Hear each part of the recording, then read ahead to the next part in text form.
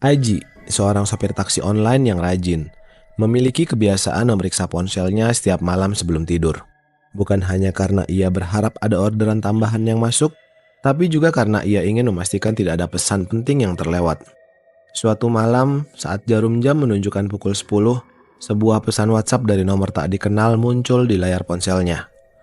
"Mas Aji, saya butuh tumpangan ke alamat yang biasa. Jemput saya jam 11 malam ya." Aji mengerutkan kening. Ia tak ingat pernah memberikan nomornya pada siapapun, apalagi menerima pesanan lewat WhatsApp. Biasanya, ia hanya menerima orderan melalui aplikasi taksi online yang ia gunakan. Namun, rasa penasaran menguasai dirinya. Ia membuka profil WhatsApp pengirim pesan. Tetapi, hanya ada foto profil bunga mawar yang tidak memberikan petunjuk apapun.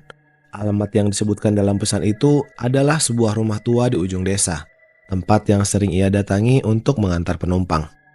Aji merasa ada sedikit kejanggalan.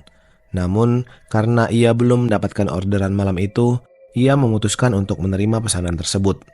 Lagi pula, ia selalu percaya bahwa rezeki bisa datang dari mana saja. Tepat pukul 11 malam, Aji tiba di depan rumah tua yang dimaksud. Rumah itu tampak suram dan tak terawat, dengan cat dinding yang mengelupas dan tanaman liar yang tumbuh di halamannya. Aji membunyikan klakson beberapa kali, namun tak ada tanda-tanda kehidupan di dalam rumah. Ia mulai merasa ragu dan ingin membatalkan pesanan. Namun, saat ia hendak beranjak pergi, pintu rumah terbuka perlahan. Seorang wanita paruh baya dengan rambut panjang tergerai muncul di ambang pintu. Wanita itu mengenakan kebaya sederhana berwarna putih, namun auranya memancarkan keanggunan yang tak terbantahkan. "Maaf Mas Aji, saya terlambat sedikit," ucap wanita itu dengan suara yang lembut. Aji tertegun sejenak. Ia merasa ada sesuatu yang misterius dalam diri wanita itu. Namun, ia segera tersadar dan mempersilahkan wanita itu masuk ke dalam mobil. "Nama saya Laras," ucap wanita itu sambil menutup pintu mobil. Selama perjalanan, Laras hanya diam, menatap kosong keluar jendela. Aji mencoba mengajaknya berbicara, namun Laras hanya menjawab dengan singkat dan datar. Aji merasa ada sesuatu yang aneh dengan Laras, namun ia tidak bisa menjelaskan apa itu. Setelah sampai di tujuan, sebuah rumah mewah yang terlihat sangat kontras dengan rumah tuanya di ujung desa, Laras membayar ongkos dengan uang pas dan mengucapkan terima kasih. Aji memperhatikan Laras berjalan memasuki rumah mewah itu dengan perasaan bingung. Sejak saat itu, Laras menjadi penumpang langganan Aji. Setiap beberapa hari sekali, Laras akan mengirim pesan WhatsApp dan meminta Aji menjemputnya di jam yang sama, di tempat yang sama. Aji pun selalu datang, meski ia sering merasa ada sesuatu yang aneh dengan Laras. Terkadang, Aji melihat bayangan samar di wajah Laras, seperti wajah seseorang yang sudah lama meninggal. Namun, Aji selalu berusaha mengabaikan perasaan itu dan menganggapnya sebagai imajinasinya belaka. Hari-hari berlalu, Laras terus memesan taksi Aji secara rutin lewat WhatsApp. Aji pun selalu datang menjemputnya tanpa banyak bertanya. Meski ada rasa penasaran yang terus mengusiknya, Aji berusaha untuk tetap profesional dan fokus pada pekerjaannya. Suatu siang yang terik, Aji sedang menunggu penumpang di area parkir sebuah pusat perbelanjaan. Matanya tak sengaja menangkap sosok wanita yang sangat mirip dengan Laras berjalan di kejauhan. Jantung Aji berdebar kencang. Ia berusaha meyakinkan dirinya bahwa itu hanya kebetulan. Namun rasa penasarannya terlalu besar untuk diabaikan. Aji memutuskan untuk mengikuti wanita itu dari jarak yang aman. Wanita itu berjalan dengan langkah pelan, memasuki sebuah toko buku yang cukup ramai. Aji mengikutinya masuk, berusaha tidak menarik perhatian. Ia melihat wanita itu sedang membaca sebuah buku dengan serius. Aji mencuri pandang ke arah buku yang sedang dibaca wanita itu dan terkejut melihat judulnya, "Menghadapi Kematian dengan Damai." Rasa penasaran Aji semakin memuncak. Ia memberanikan diri mendekati wanita itu dan bertanya dengan suara pelan, "Maaf Bu, apakah Anda Ibu Laras?" Wanita itu mendongak, menatap Aji dengan tatapan kosong yang membuat bulu kuduk Aji merinding. Laras sudah meninggal beberapa minggu yang lalu," jawabnya dengan suara dingin yang menusuk. Aji terkesiap, tubuhnya membeku seketika. Ia merasa seperti disambar petir di siang bolong. Pikirannya berputar-putar, mencoba mencerna informasi yang baru saja ia terima. Ia teringat akan kejanggalan-kejanggalan yang ia alami selama ini, Namun ia selalu berusaha mengabaikannya. "Maaf Bu, saya pasti salah orang," ucap Aji terbata-bata sambil mundur perlahan. Wanita itu hanya menatap Aji dengan tatapan kosong, lalu kembali fokus pada buku yang sedang dibacanya. Aji merasa seperti sedang berada dalam mimpi buruk. Ia bergegas keluar dari toko buku, hatinya dipenuhi dengan ketakutan dan kebingungan. Aji segera mencari tempat duduk di area food court. Ia memesan segelas kopi dan mencoba menenangkan diri. Namun, bayangan Laras terus menghantuinya. Ia tidak bisa percaya bahwa selama ini ia telah mengantar hantu. Aji mencoba mengingat-ingat kembali setiap perjalanan yang ia lakukan bersama Laras. Ia ingat bahwa Laras selalu membayar ongkos dengan uang pas, tidak pernah meminta kembalian. Ia juga ingat bahwa Laras tidak pernah berbicara selama perjalanan, hanya menatap kosong keluar jendela. Aji juga teringat akan kejadian beberapa minggu yang lalu saat ia mengantar Laras pulang. Saat itu, ia melihat bayangan samar di wajah Laras, seperti wajah seseorang yang sudah lama meninggal. Aji mencoba melupakan kejadian itu, namun sekarang ia menyadari bahwa itu adalah pertanda bahwa Laras bukanlah manusia biasa.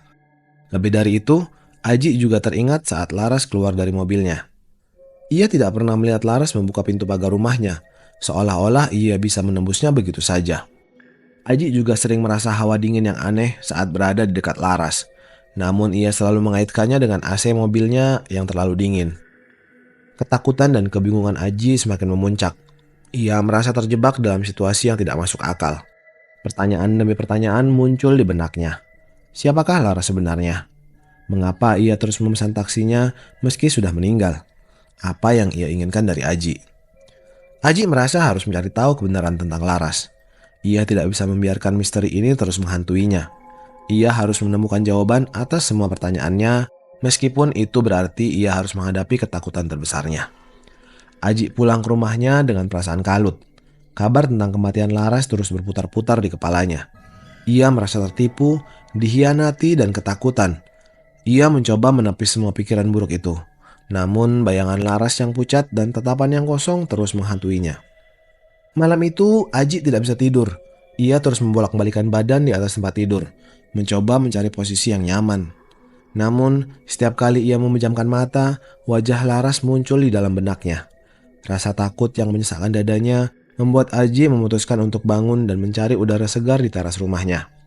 Sambil menatap langit malam yang bertabur bintang, Aji mencoba mengingat-ingat kembali setiap detail perjalanannya bersama Laras. Ia ingat bahwa Laras selalu memesan taksi pada malam hari, antara pukul 10 hingga 12 malam. Ia juga ingat bahwa Laras selalu meminta untuk diantar ke alamat yang sama di sebuah rumah mewah yang terletak di daerah elit. Aji merasa ada sesuatu yang tidak beres.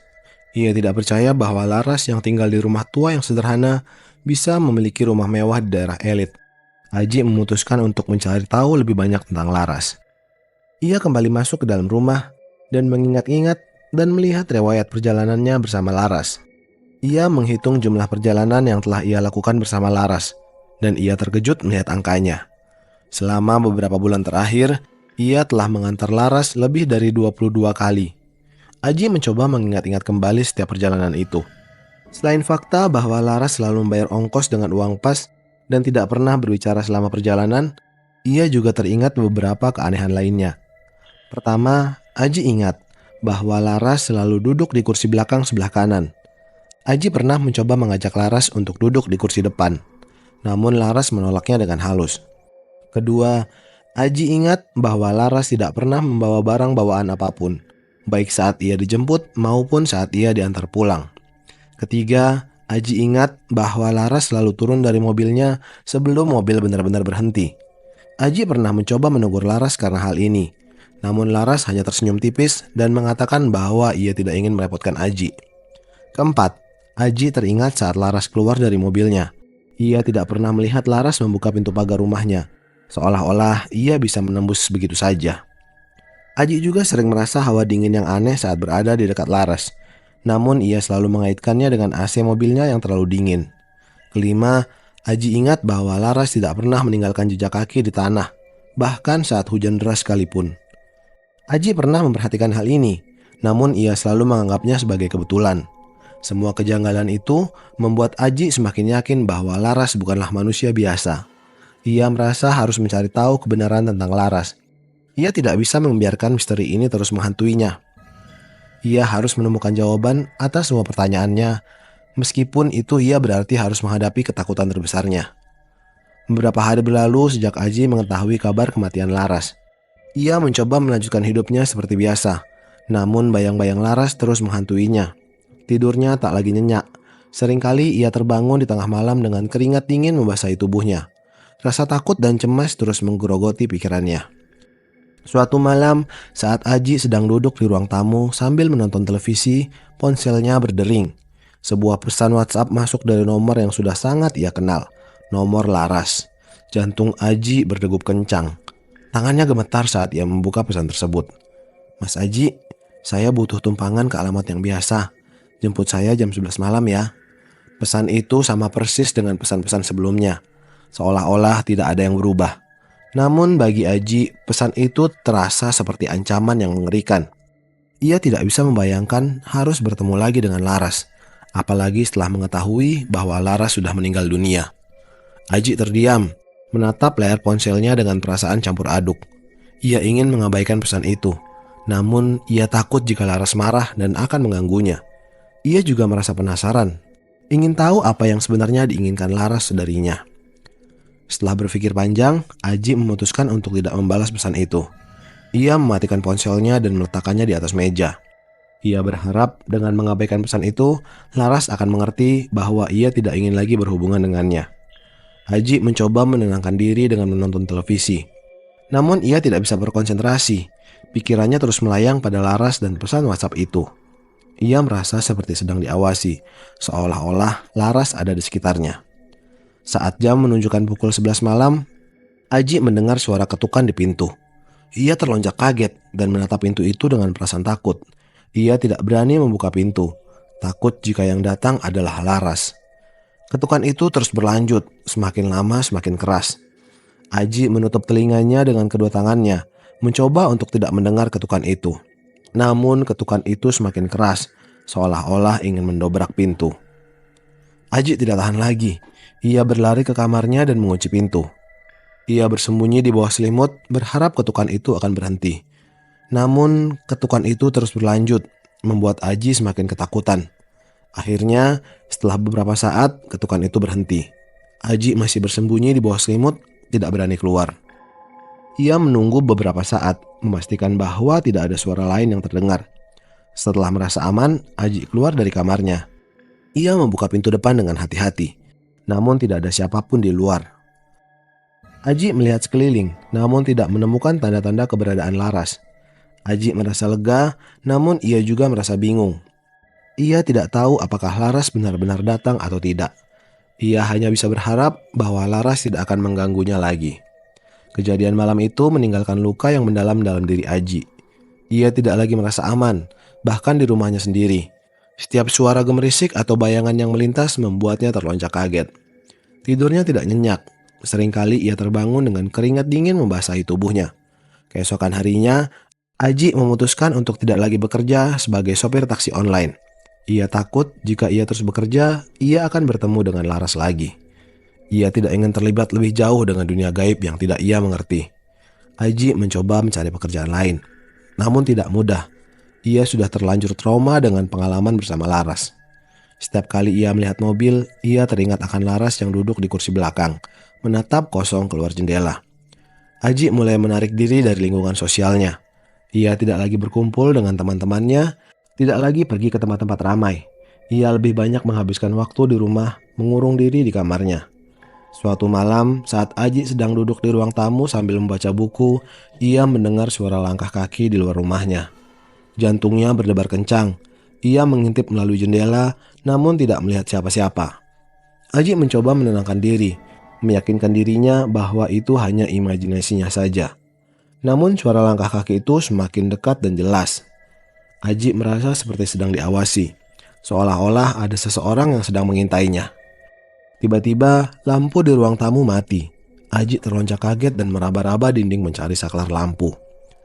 Namun saat ia menemukan saklar lampu dan menyalakannya, ia melihat bayangan samar di sudut ruangan. Aji berteriak ketakutan dan berlari ke kamarnya. Ia mengunci pintu dan bersembunyi di bawah selimut. Ia tidak berani keluar lagi sampai pagi hari. Keesokan harinya, Aji pergi ke rumah seorang teman karibnya untuk sekedar bercerita panjang lebar tentang apa yang dia alami. Temannya itu mendengarkan cerita Aji dengan seksama, lalu memberikan beberapa nasihat dan doa kepada Aji. Aji merasa sedikit lebih tenang setelah berbicara dengan teman dekatnya tersebut. Ia mulai rajin beribadah dan membaca Al-Quran. Ia juga mulai membuka diri kepada orang lain, menceritakan pengalamannya kepada teman-temannya. Perlahan tapi pasti, Aji mulai bisa mengatasi rasa takutnya. Ia tidak lagi merasa diawasi, tidak lagi mendengar suara-suara aneh, dan tidak lagi melihat bayangan samar. Ia mulai bisa tidur nyenyak dan menjalani hidupnya seperti biasa. Namun, Aji tidak pernah melupakan pengalamannya yang mengerikan itu. Ia selalu ingat bahwa ada dunia lain di luar sana, dunia yang penuh dengan misteri dan keanehan. Ia juga selalu ingat bahwa ia harus selalu berhati-hati dan tidak mudah percaya dengan orang lain.